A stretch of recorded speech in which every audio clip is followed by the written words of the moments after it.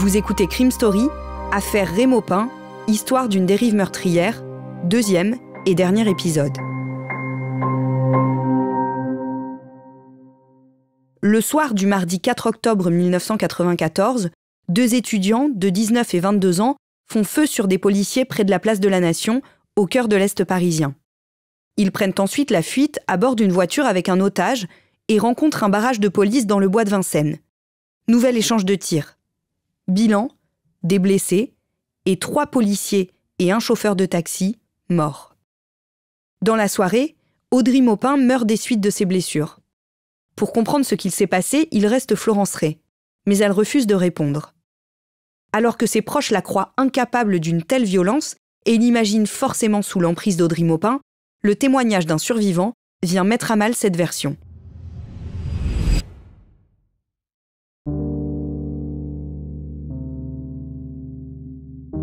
Afin de mieux comprendre le déroulé des faits et le rôle que chacun a joué, les enquêteurs interrogent les quelques témoins. Parmi eux, il y a Jackie, un commerçant de 30 ans et le dernier otage du couple. C'est lui qui, alors que la voiture Renault Super 5 noire était arrêtée face à un barrage de police dans le bois de Vincennes, était sorti en criant « Ne tirez pas, je suis un otage ». Tout le temps qu'a duré le trajet entre la place de la Nation et le bois de Vincennes, Jackie raconte qu'il était sous le contrôle de la fille, qui, selon son expression, lui chatouillait le dos avec son fusil à pompe. Qui est-ce qui menait la danse?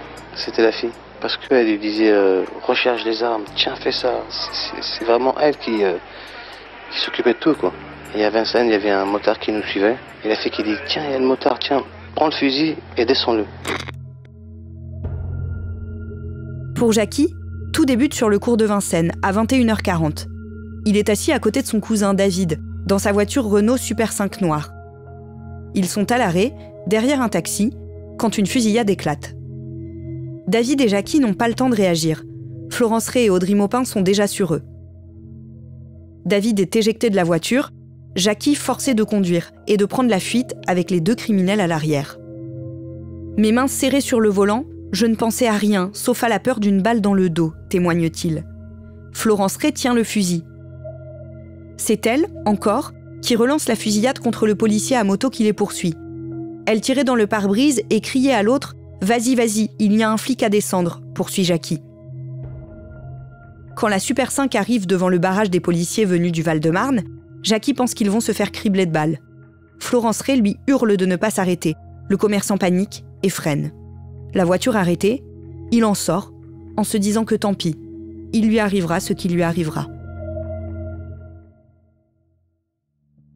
Damien, est-ce que le profil d'Audrey Maupin colle davantage avec ce qui s'est passé? Pas à première vue. Audrey Maupin, il a 23 ans à l'époque. Il était en cours de réinscription pour sa 2e année de DUG.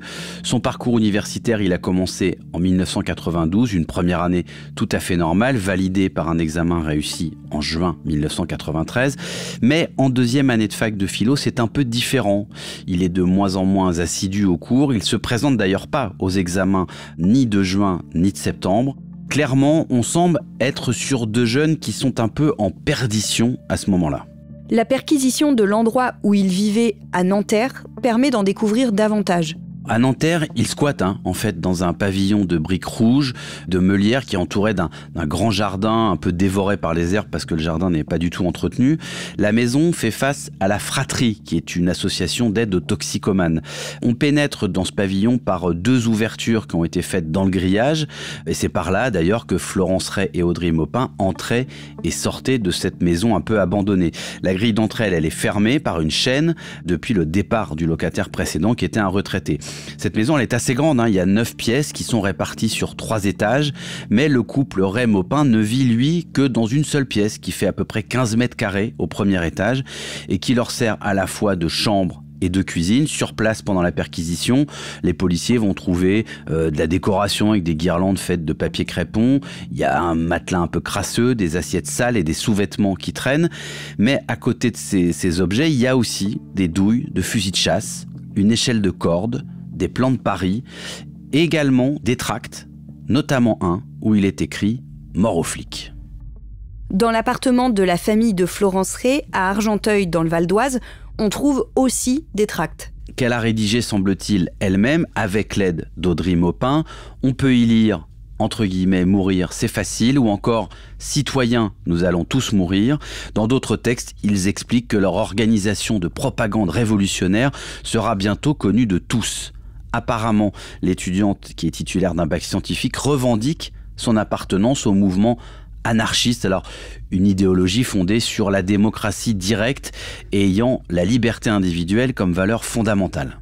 Mais pour les enquêteurs, Florence Ray et Audrey Maupin ne sont en fait pas de vrais anarchistes. En tout cas, dans le sens où ils ne sont pas connus des services spécialisés dans la surveillance des groupuscules extrémistes. À l'époque, ce sont les RG, les renseignements généraux, qui s'occupent du suivi de ce type de militants. Et ni Audrey Maupin ni Florence Ray n'apparaissent dans leurs fichiers ou dans leurs viseurs. Audrey Maupin, on sait qu'il a juste des liens idéologiques avec la SCALP, qui est la section carrément anti-Le Pen. Ce groupe, à l'époque, il lutte contre le racisme et la xénophobie et évidemment le leader du Front National. Il regroupe au maximum une centaine de personnes en région parisienne avec une implantation assez poussée à la faculté de Nanterre, qui est une sorte de vivier pour cette SCALP, cette section carrément anti-Le Pen. Mais rien n'indique à ce stade que la SCALP ait une quelconque responsabilité ou un quelconque lien avec les événements du 4 octobre. Ça donne en revanche une orientation vers l'idéologie, évidemment, qui séduit Florence Ray et Audrey Maupin à l'époque. Mais à Nanterre, personne, en tout cas, lorsque les policiers vont y enquêter, ne semble avoir connaissance de cette organisation pour la propagande révolutionnaire dont se réclame le couple Ray-Maupin dans ses tracts.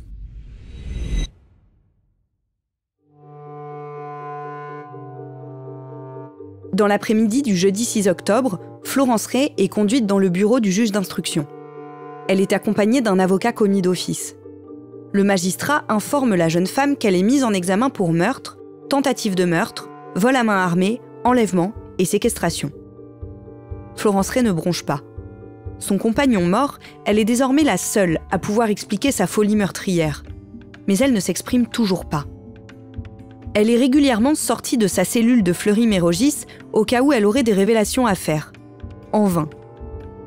Les psychiatres qui lui rendent visite évoquent une femme comme aimantée par son compagnon et trouvent une explication à son mutisme. Elle est, selon eux, en état de sidération. Florence Ray le restera des semaines. Mais le vendredi 25 novembre 1994, la situation change. Entendue une nouvelle fois par le juge d'instruction, Florence Ray parle enfin. Pour dire que le but de la soirée était de voler des armes et que c'était le plan d'Audrey Maupin. Elle l'a suivi parce qu'elle le trouvait beau et intelligent. Sa colère la séduisait. Lui ne peut plus se défendre. Le juge veut également entendre la jeune femme sur la possible participation d'un complice. Un témoin a en effet aperçu un homme faire le guet à Pantin pendant le braquage de la Préfourrière et partir en courant avec Florence et Audrey juste après. Il s'agit d'un certain Abdelhakim Dekar. C'est lui qui a fourni le premier fusil à pompe au couple.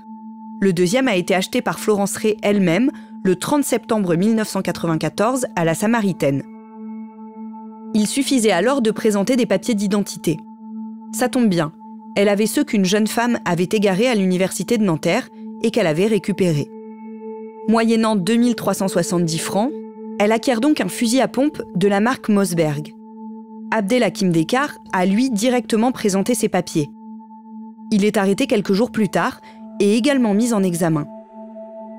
Il crie au complot, accusant les anarchistes de vouloir le faire tremper dans une affaire avec laquelle il n'aurait rien à voir.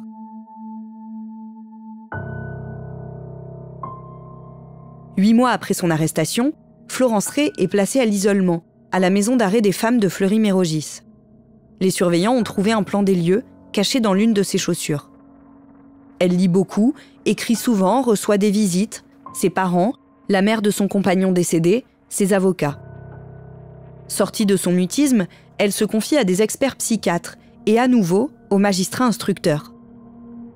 Elle revient sur le déroulement des faits et affirme notamment qu'Audrey Maupin a été tuée par un policier alors qu'il sortait de la R5 en criant « On se rend ».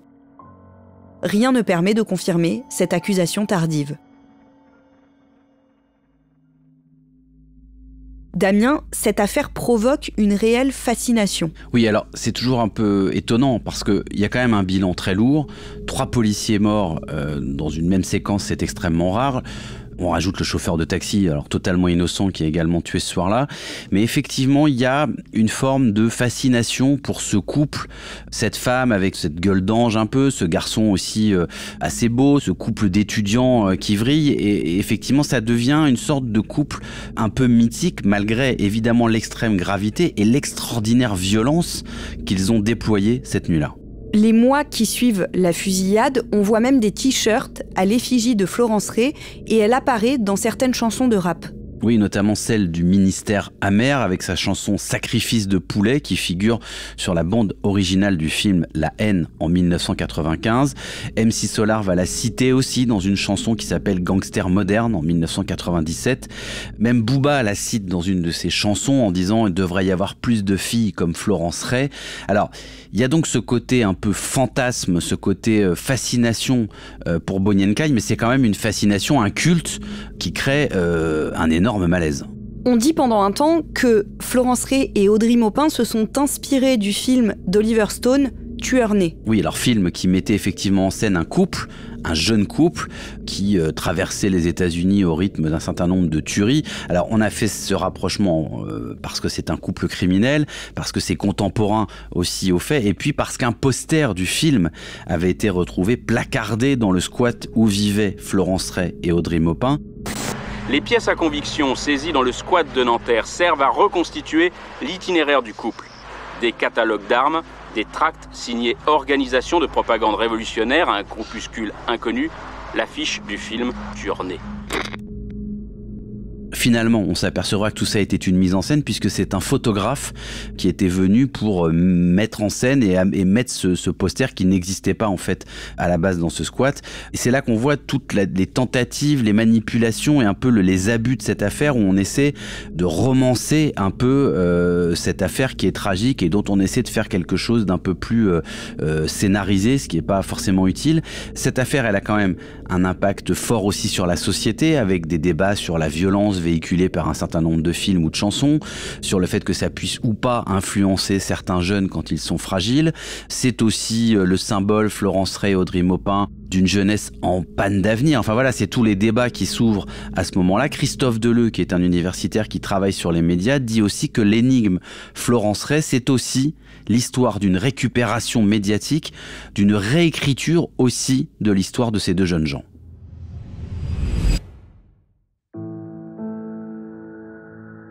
Quatre ans plus tard, le jeudi 17 septembre 1998, le procès de Florence Ray s'ouvre devant la cour d'assises de Paris.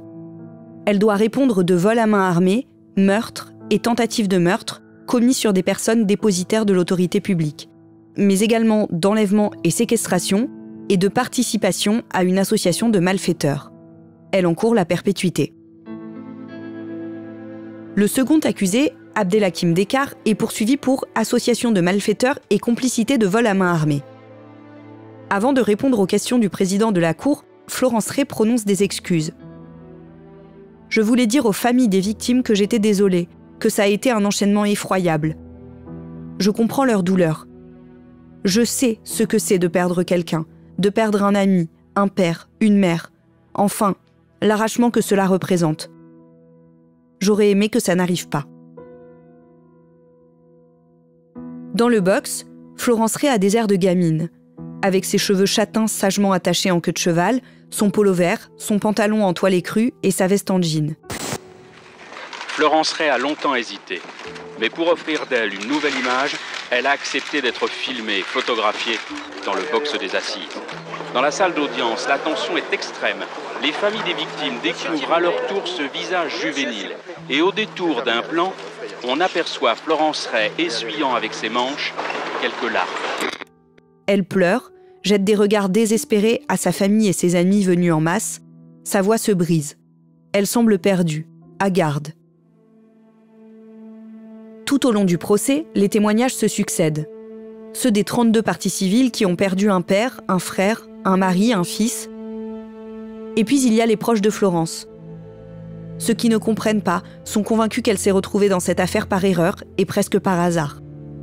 Les enquêteurs pensent que les proches de Florence Ray cherchent à minimiser sa responsabilité dans la tuerie. Elle se tait. On parle de son enfance modèle, malgré les crises récurrentes de son père, atteint de schizophrénie. Pour les avocats des parties civiles, Florence Ray n'a aucune circonstance atténuante. Les débats se terminent par la plaidoirie de l'avocat de Florence, le grand pénaliste Henri Leclerc. Vous ne pouvez pas la faire payer pour Audrey. Florence est devant vous, désemparée, ne pouvant dire les remords qui la taraudent. Oui, elle s'en veut de la mort de Laurent Gérard, Thierry Mémard, Amadou Diallo et Guy Jacob. Mais elle n'a tué ni les uns ni les autres. Elle ne voulait pas leur mort.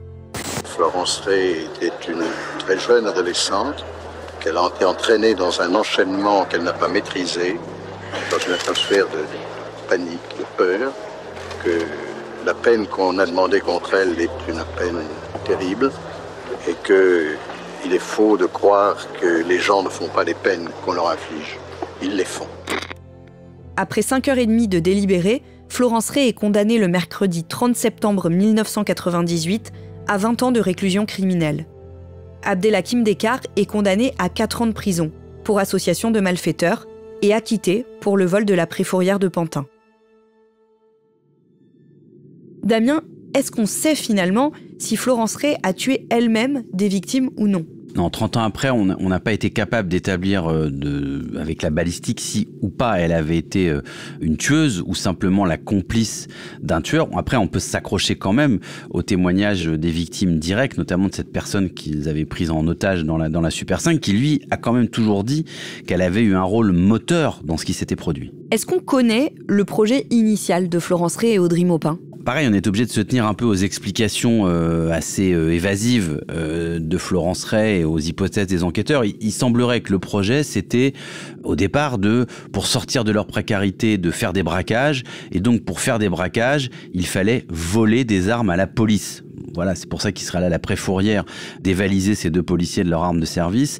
C'est quand même une précarité toute relative, comme le soulignera l'avocate des parties civiles, qui rappelle qu'ils viennent de familles qui sont pas aisées, mais qui sont des familles de classe moyenne, que tous les deux ont fait des études. Enfin, c'est pas des marginaux et les familles sont pas des familles de marginaux.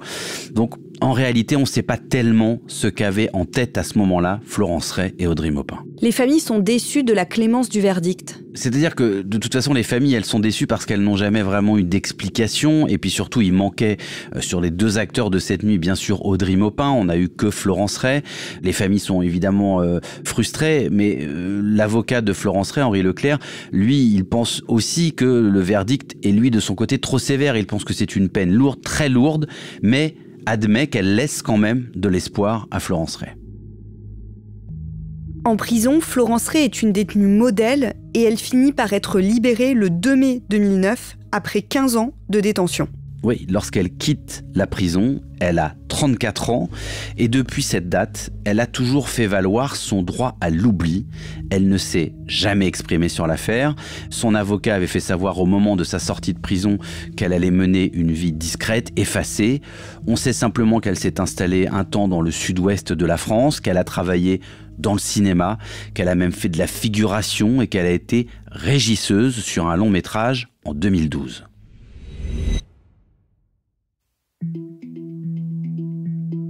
En 2013, le nom de Florence Ray revient en force dans les médias. Le mercredi 20 novembre, son ancien complice, Abdelhakim Descartes, est arrêté. 2 jours plus tôt, il a fait irruption au siège du journal Libération, dans le 3e arrondissement de Paris. Armé d'un fusil à pompe, il a blessé un photographe. Pour la presse, c'est l'occasion de rappeler son rôle dans l'affaire Ray Maupin. Le suspect appréhendé hier soir n'est pas un inconnu. Il y a presque 20 ans, Abdelhakim Descartes avait été associé à un fait divers sanglant qui avait fait la une des journaux. Il avait ensuite passé 4 ans derrière les barreaux. Dans un bref communiqué authentifié par son avocat, maître Henri Leclerc, Florence Ray s'exprime. « Ayant payé ma dette à la société, je m'étonne que, pour illustrer les récents événements tragiques, ma photo se soit retrouvée aussitôt en bonne place dans les médias, avec les conséquences graves que ça représente forcément pour qui cherche à retrouver une vie normale. »